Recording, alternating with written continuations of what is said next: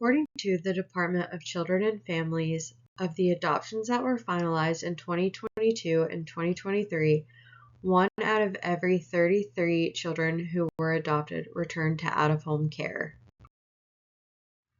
Of those cases, 60% were deemed preventable if adequate services had been in place.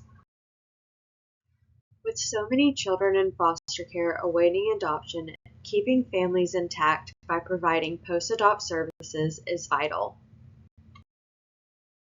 There are many risk factors that can lead to a disrupted adoption. For example, a child engaging in negative behaviors such as aggression, violence, and criminal activity can lead to higher rates of dissolution. The longer a child is in the adoptive home, the rate of disruption increases. This coincides with the increase in the rate of disruptions as children get older.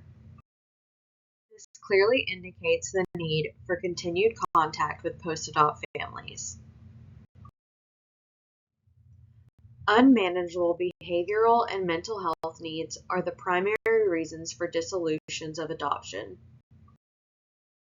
This further supports the importance of supportive services and following up with families to the prevention of children re-entering the child welfare system.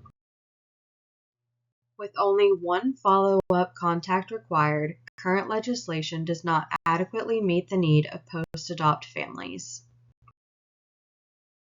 The Promises Made, Promises Kept bill aims to improve the quality of post-adoption services to reduce the number of adopted children returning to foster care by adding requirements not addressed by current legislation. The Promises Made, Promises Kept bill will require a 12-month follow-up plan after finalization that includes face-to-face visits every 3 months.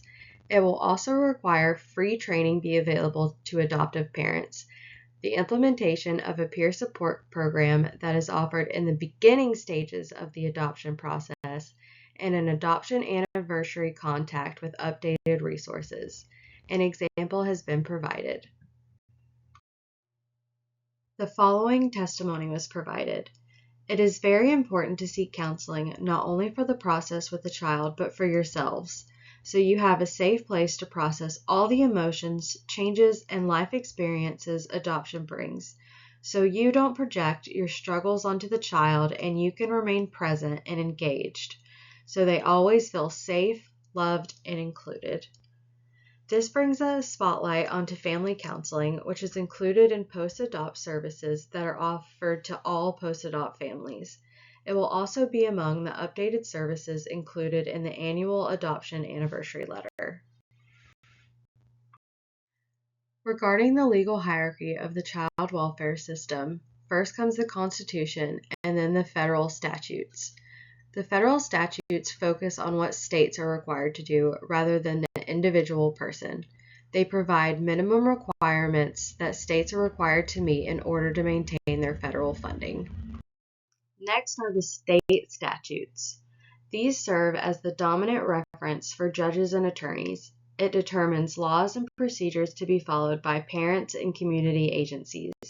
This is why our bill appeals to our state government. We are receiving funds from the Life After Adoption Advocacy Group and accepting donations from other individuals and agencies. We are also applying for grant funding through the state of Florida.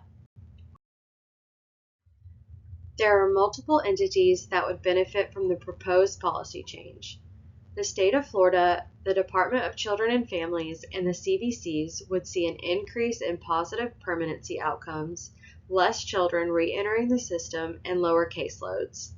The juvenile justice system and the state court system would benefit because the adoptive children would be less likely to be involved in criminal activities.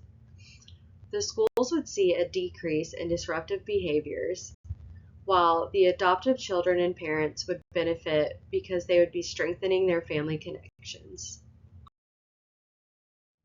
If you are a current adoptive family, contact the lead agency in your circuit to discuss challenges you've experienced or observed. They also can provide you with local resources. If you're interested in sharing your adoption story, please contact us at the email provided for our Life After Adoption Advocacy Project. We also partner with the national advocacy group Voices for Adoption, which uses your story at a federal level. You can also volunteer for our peer support program. If you're interested in participating or learning more about it, please visit our page. There are actions everyone who shares the goal of strengthening our families can take. You can support legislation that includes increased funding, training, and research for post-adoptive services. It's important that we do all we can to keep our families together. Email your Florida district representatives urging them to support the Promises Made, Promises Kept bill. A link is provided on our website along with a sample letter.